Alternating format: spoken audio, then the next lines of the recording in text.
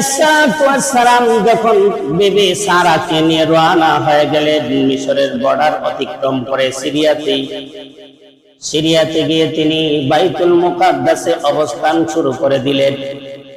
যেই জায়গাটা এখন গাজাতে অবস্থিত, যেই জায়গাটাকে বলা হয় মাকামে ইব্রাহিম বা ইব্রাহিমের বসবাসের স্থান, ইব্রাহিম আলাইহিস সালাম সেখানে বসবাস শুরু করলেন। আসার সময় ওনার ভাতিজাকে নিয়ে আসছিলেন হযরত লূত আলাইহিস সালামকে। লূত আলাইহিস সালামকে সাথে নিয়ে আসলেন। আসার পরে সিরিয়াতে গিয়ে ইব্রাহিম সারাকে নিয়ে জীবন যাপন শুরু করলেন।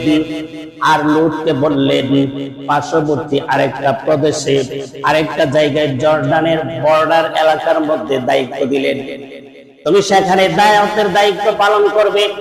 হযরত লূত আলাইহিস সালাম যেই কওমের সামনে তিনাকে যেই কওমের দাওয়াত হেদায়েতের জন্য পাঠানো হয়েছিল, ওই কওমের লোকেরাও মূর্তি পূজাতে লিপ্ত ছিল।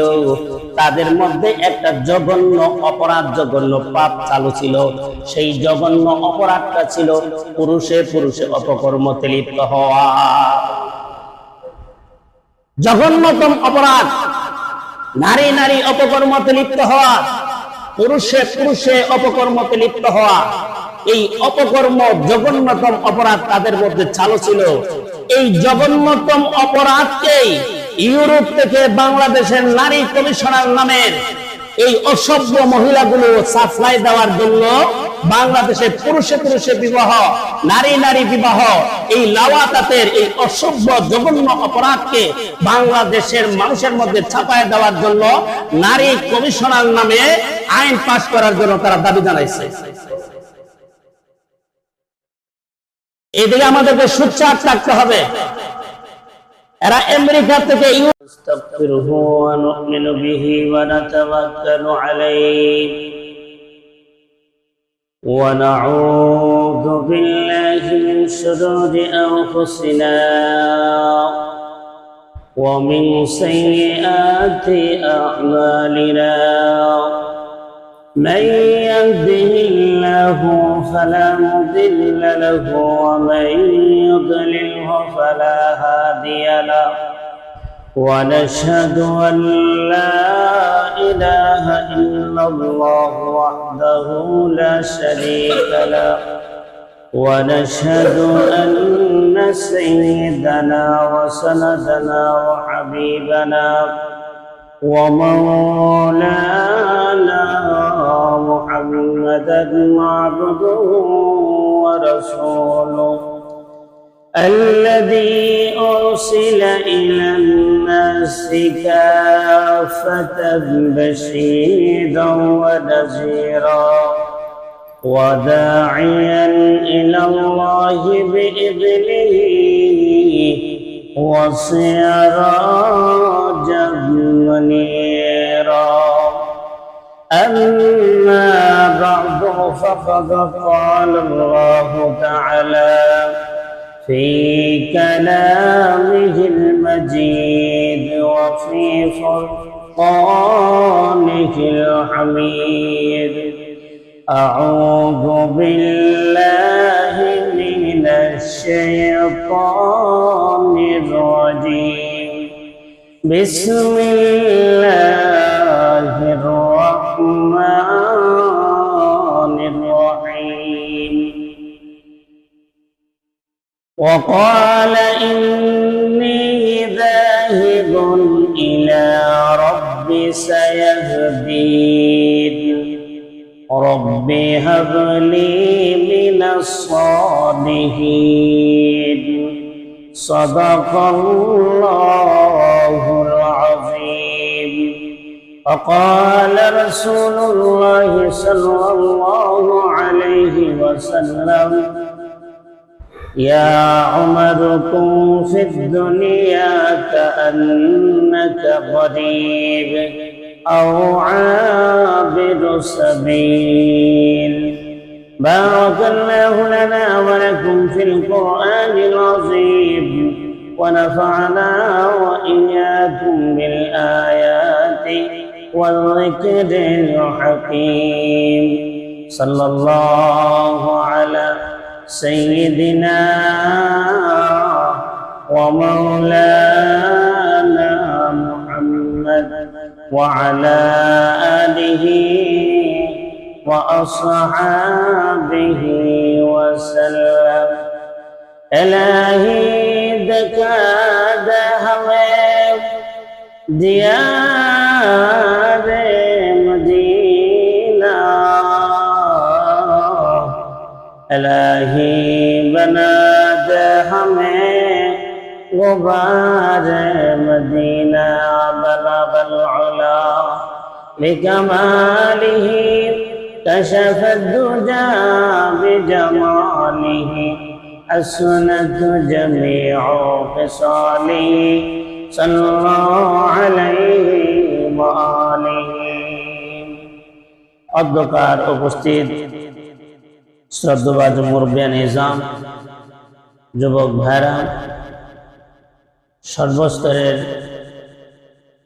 জুমার নামাজে আগত মুসল্লিয়ান ইকরাম, আলোচনা শুরু করার আগে আল্লাহ রাব্বুল আলামিনের দরবারে অসংখ্য অগণিত শুকর আদায় করি যে আল্লাহ রাব্বুল আলামিন আমাদেরকে দুনিয়াবি সমস্ত ব্যস্ততা থেকে অবসর করে ফারেক করে আমাদেরকে মহব্বত করে পছন্দ করে আল্লাহর ঘরে আমাদেরকে আসার বসার তৌফিক দান করেছেন। এই জন্য সেই রবের শুকর আদায় করি বলে আলহামদুলিল্লাহ।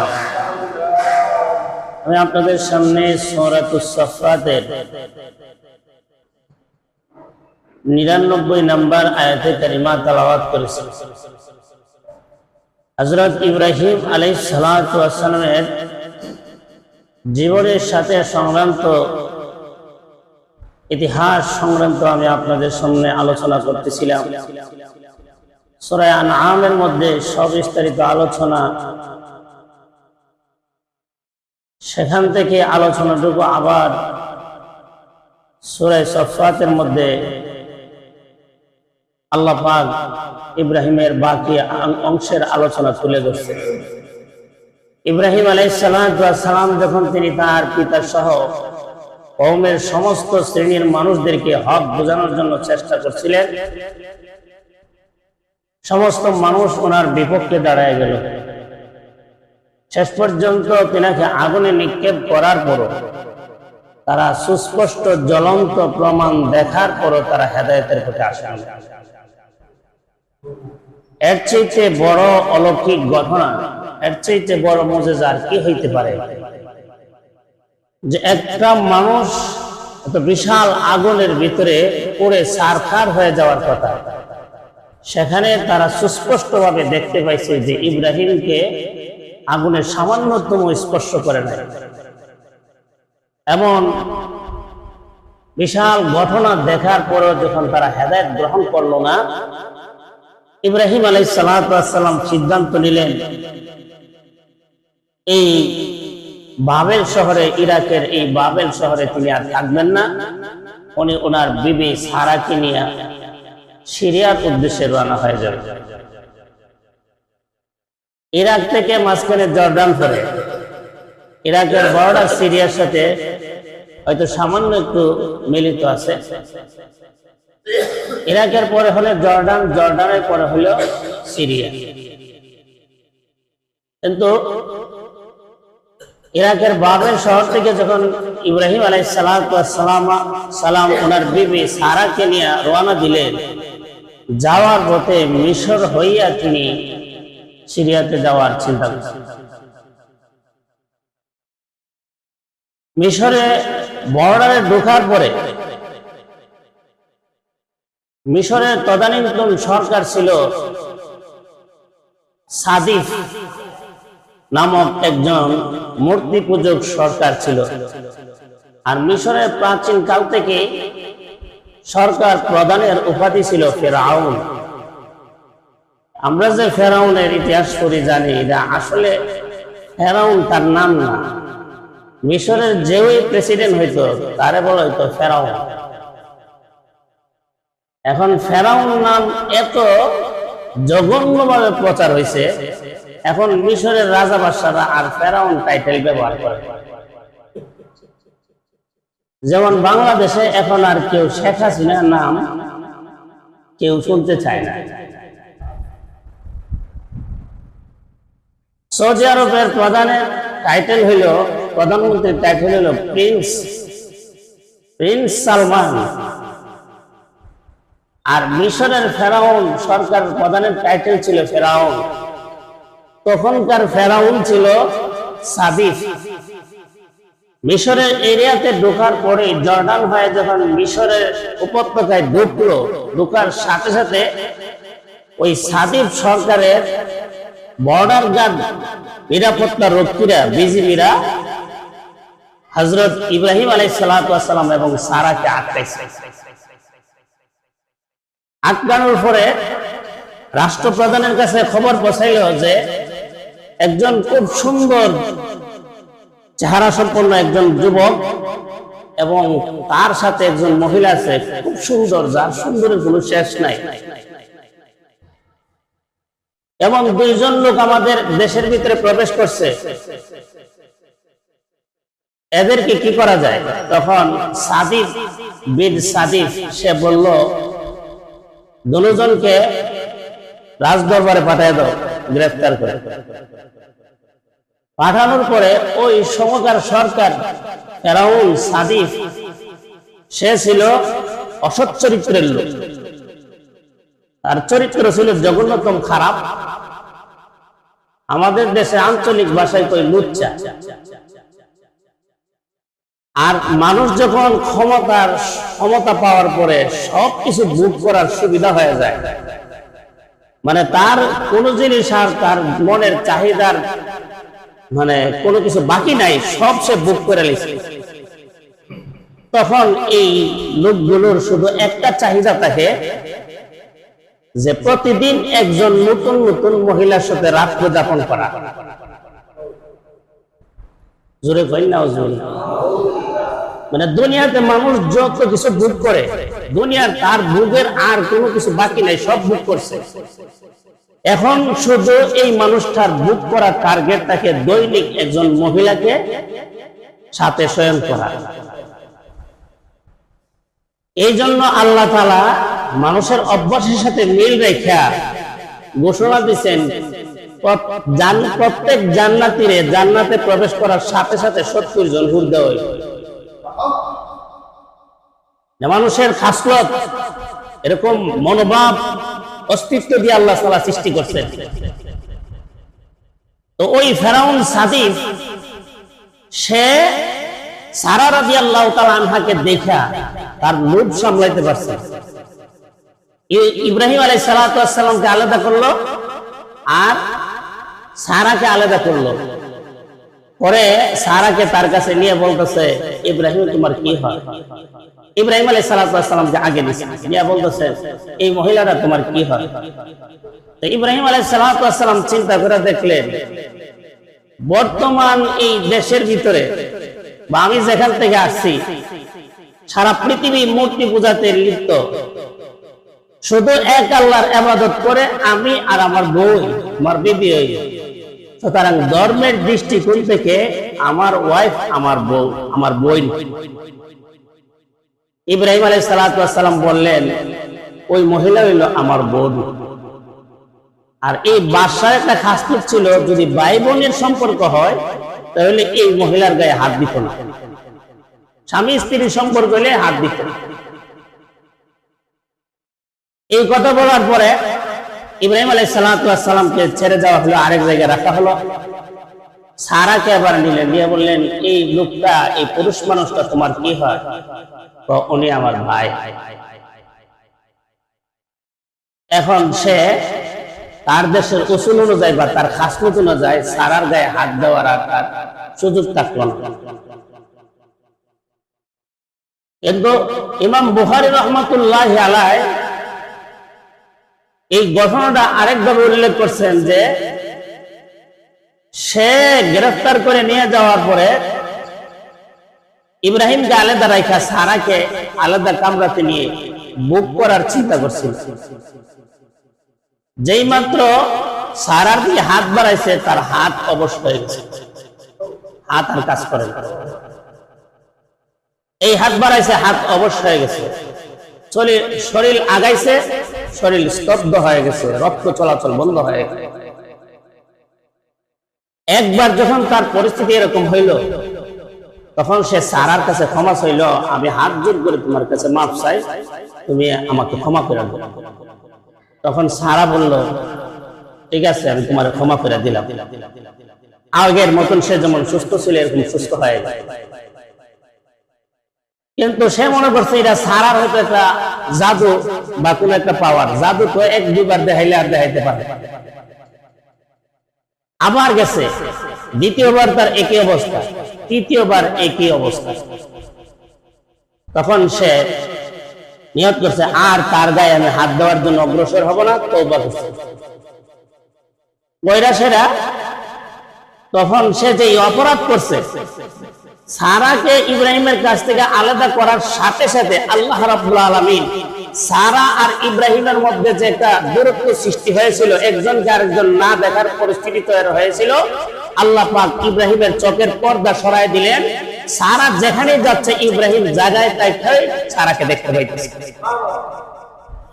আর তো জোরে কইন সুবহানাল্লাহ, বাদ সুবহানাল্লাহ বলে কোনো লাভ হতো না, পরিবেশ পাইবে। সুবহানাল্লাহ বললে সওয়াব আছে। পর্দা যখন সরাই দিলেন, ইব্রাহিম আলাইহিস সালাম সুস্থির সাথে দেখতে থাকলেন যে সারার সঙ্গে কিরকম ব্যবহার করা হচ্ছে। শেষ পর্যন্ত সাদিস বিন সাদিস সে মাপ ছায়া বলল, হাজা আজরি, আমার পক্ষ থেকে আজরি, তোমাকে বিনিময় হিসাবে এই মেয়েটাকে তোমার খাদেমা হিসাবে দিয়া দিলাম। তখন ইব্রাহিম আলাইহিস সালামের বিবি সারার সঙ্গে হাজারা আলাইহিস সালামকে হাদিয়া দিয়ে দিলেন। হাজা আজরি, এর অর্থ হলো এটা আমার পক্ষ থেকে তোমার একটা বিনিময় দিলাম। আর এর থেকে হাজারা বলা হয়। হাজারাকে হাজারা এই কারণে বলা হয়, হাজা আজরি, এটাই আমার পক্ষ থেকে তোমাকে বিনিময়, সুতরাং এখন থেকে এই মেয়েটা তোমার সবসময় সেবা করবো। এখন এই খাদেমা ভাইয়া সাথে ইব্রাহিমের কাছে গেলেন। যাওয়ার পর ইব্রাহিম আলাইহিস সালাম বললেন, তুমি আসছো সাথে কে? বলে বাদশাহ আমার সেবা করার জন্য এবং আপনাকে সেবা করার জন্য একটা খাদেমা দিচ্ছেন। তো ইব্রাহিম আলাইহিস সালাম সারাকে নিয়ে সিরিয়ার দিকে রওনা হলেন। এই সময় ইব্রাহিম আলাইহিস সালাম বলতেছেন, وقال إني ذاهب إلى ربي سيهدين। ইব্রাহিম আলাইহিস সালাম বললেন, ইন্নী যাহিবুন ইলা রব্বি, আমি আমার রবের উদ্দেশ্যে রওনা হয়েছি। বাইতুল মুকাদ্দাসে গিয়ে সেখানে আমি আমার রবের ইবাদত করব, সেখানে আমি আমার শুধুমাত্র আল্লাহর সন্তুষ্টির জন্য গোলামি করব। এক আল্লাহর ইবাদতের জন্য আমি রওনা দিয়েছি। তিনি সায়াহদিনী, তিনি আমাকে সঠিক পথে পরিচালিত করবে। ভাই আমার, ইব্রাহিম আলাইহিস সালাম যখন বিবি সারাকে নিয়ে রওনা হয়ে গেলেন মিশরের বর্ডার অতিক্রম করে সিরিয়াতে গিয়ে তিনি বাইতুল মুকাদ্দাসে অবস্থান শুরু করে দিলেন। যেই জায়গাটা এখন গাজাতে অবস্থিত, যেই জায়গাটাকে বলা হয় মাকামে ইব্রাহিম বা ইব্রাহিমের বসবাসের স্থান, ইব্রাহিম আলাইহিস সালাম সেখানে বসবাস শুরু করলেন। আসার সময় ওনার বাতিজাকে নিয়ে আসছিলেন হযরত লূত আলাইহিস সালামকে। লূত আলাইহিস সালামকে সাথে নিয়ে আসলেন। আসার পরে সিরিয়াতে গিয়ে ইব্রাহিম সারাকে নিয়ে জীবন যাপন শুরু করলেন। আর লূতকে বললেন পার্শ্ববর্তী আরেকটা প্রদেশে, আরেকটা জায়গায় জর্ডানের বর্ডার এলাকার মধ্যে দায়িত্ব দিলেন, তুমি সেখানে দাওয়াতের দায়িত্ব পালন করবে। হযরত লূত আলাইহিস সালাম যেই কওমের সামনে তিনাকে যেই কওমের দাওয়াত হেদায়েতের জন্য পাঠানো হয়েছিল, ওই কওমের লোকেরাও মূর্তি পূজাতে লিপ্ত ছিল। তাদের মধ্যে একটা জঘন্য অপরাধ, জঘন্য পাপ চালু ছিল। সেই জঘন্য অপরাধটা ছিল পুরুষে পুরুষে অপকর্মতে লিপ্ত হওয়া। জঘন্যতম অপরাধ, নারী নারী অপকর্মতে লিপ্ত হওয়া, পুরুষে পুরুষে অপকর্মতে লিপ্ত হওয়া, এই অপকর্ম জঘন্যতম অপরাধ তাদের মধ্যে চালু ছিল। এই জঘন্যতম অপরাধকেই ইউরোপ থেকে বাংলাদেশের নারী কমিশনার নামের এই অসভ্য মহিলাগুলো সাপ্লাই দেওয়ার জন্য বাংলাদেশে পুরুষে পুরুষে বিবাহ, নারী নারী বিবাহ, এই লাওয়াতাতের এই অসভ্য জঘন্য অপরাধকে বাংলাদেশের মানুষের মধ্যে ছাপায় দেওয়ার জন্য নারী কমিশনার নামে আইন পাস করার জন্য তারা দাবি জানাইছে। এদিকে আমাদেরকে সোচ্চার থাকতে হবে। এরা আমেরিকা থেকে, ইউরোপের রাষ্ট্রগুলো থেকে বদমাশি, জঘন্যতম জিনার সাপ্লাই এই দেশে দেওয়ার জন্য তারা চেষ্টা করতেছে। এটা তাদেরকে বোঝার দরকার, বোঝা উচিত। এটা ইউরোপের কোন রাষ্ট্র নয়, এটা মধ্যপ্রাচ্যের কোন রাষ্ট্র নয়, এটা বাংলাদেশ। এখানে 90 থেকে 96% মুসলমান বসবাস করে। এই মুসলমানের রাষ্ট্রে নারী নারী বিবাহ, পুরুষে পুরুষে বিবাহ, এই অপকর্মের সুযোগ এর আইন করতে দেওয়া যাবে কোনোভাবে, এটা সম্ভব না।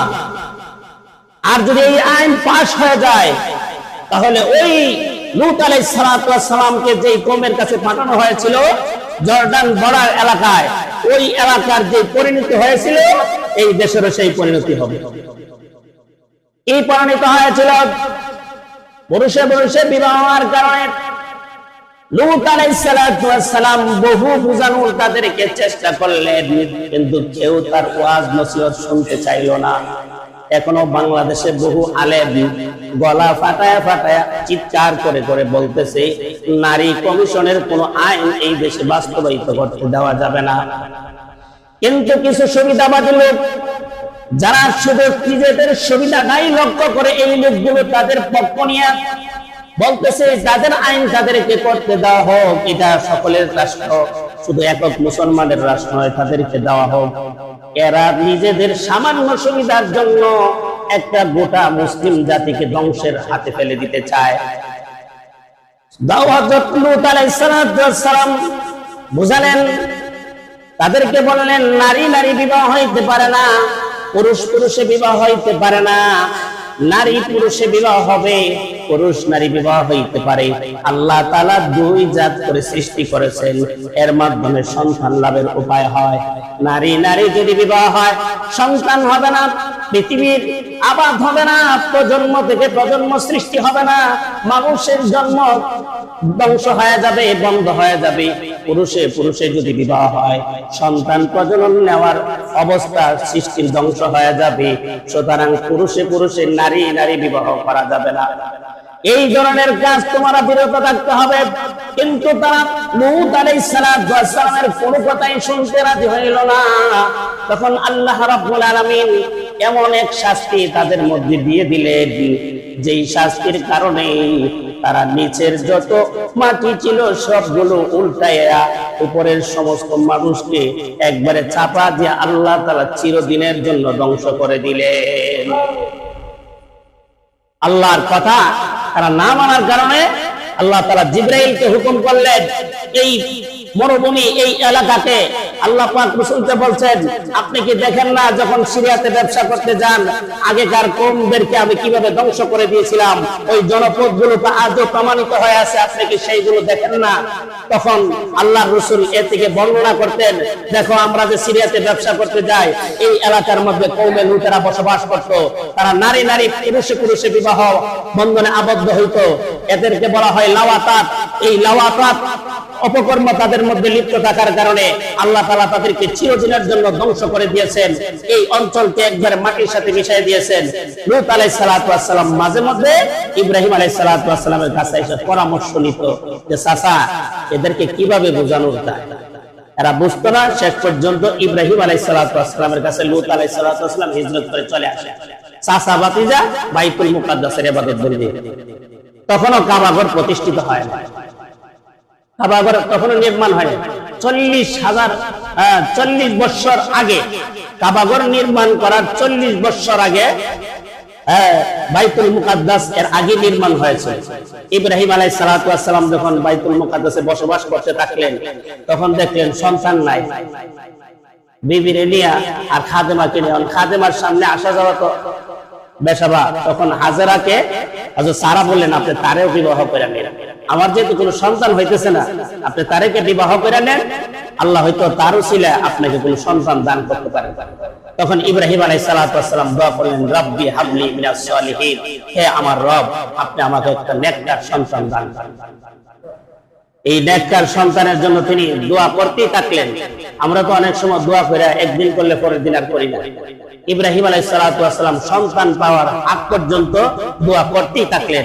আল্লাহ তাআলা দোয়া কবুল করে বললেন, ফাবাশশারনাহু বিগুলামিন হালিম, আমি তোমাকে একজন সহনশীল, ভদ্র, নম্র, আদর্শবান, নেককার ছেলের সুসংবাদ দান করলাম, গ্রহণ করুন। একটু জোরে বলেন সুবহানাল্লাহ। যে ছেলের উসিলায় এখন গুরু জবাব রাখা, এই ছেলে জন্ম হইব, আমরা সুবহানাল্লাহ বলে বেশা লাগবো। আর জোরে বলেন সুবহানাল্লাহ। ইব্রাহিম আলাইহিস সালাতু ওয়াস সালাম সন্তান চাইতে থাকলেন। আমাদের কোনো কিছু চাওয়ার থাকলে কার কাছে চাইবো? নাকি মাজারও গিয়া, গণিসার কাছে, কেল্লার কাছে, আকুশির কাছে, তুমুক বাবা তুমুক বাবার কাছে, এর কাছে না, কার কাছে চাইতে হবে? আল্লাহর কাছে চাইতে হবে। এই জন্য তৌফিক, কোরবানি করার তৌফিক কার কাছে চাইতে হবে? ব্যবসার মধ্যে লাভ হওয়ার তৌফিক কার কাছে চাইতে হবে? শরীর স্বাস্থ্য সুস্থ থাকার তৌফিক কার কাছে চাইতে হবে? আল্লাহর কাছে চাইতে হবে। বাইতুল মুকাদ্দাস, ফিলিস্তিন, গাজা, এগুলো মুসলমানদের সম্পদ, মুসলমানদের জায়গা। এই ইতিহাস মুসলমানদের সাথে অনেক আগ থেকে জড়িত। সুতরাং এই জায়গা মুসলমান কোনোদিন ইহুদিদের কাছে লিজ বা ভাড়া বা এমনিতে দিয়ে দিতে পারে না। এই জন্য সারা বিশ্বের মুসলমানদের জন্য হামাসের পক্ষ হয়ে জিহাদ করা সমস্ত মুসলমানের উপর ফরজ, সমস্ত মুসলমানের উপর দায়িত্ব। সালাউদ্দিন আইয়ুবের মতন সৈনিক তৈরি হয়ে সেই বাইতুল মুকাদ্দাসকে ইহুদিদের কাছ থেকে উদ্ধার করা, এটা সমস্ত মুসলমানদের উপর ফরজ। যাদের তৌফিক আছে তারা দেওয়া ফরজ, যাদের তৌফিক নাই তাদের জন্য দোয়া করা ফরজ। এজন্য সব সময় তাদের জন্য আমাদের দোয়া করতে হবে ইনশাআল্লাহ। আল্লাহ পাক আমাদেরকে ইব্রাহিম আলাইহিস সালাতু ওয়াস সালামের আদর্শ নীতির উপর চলার তৌফিক দান করুন। ওয়া মা আলাইনা ইল্লাল বালাগ।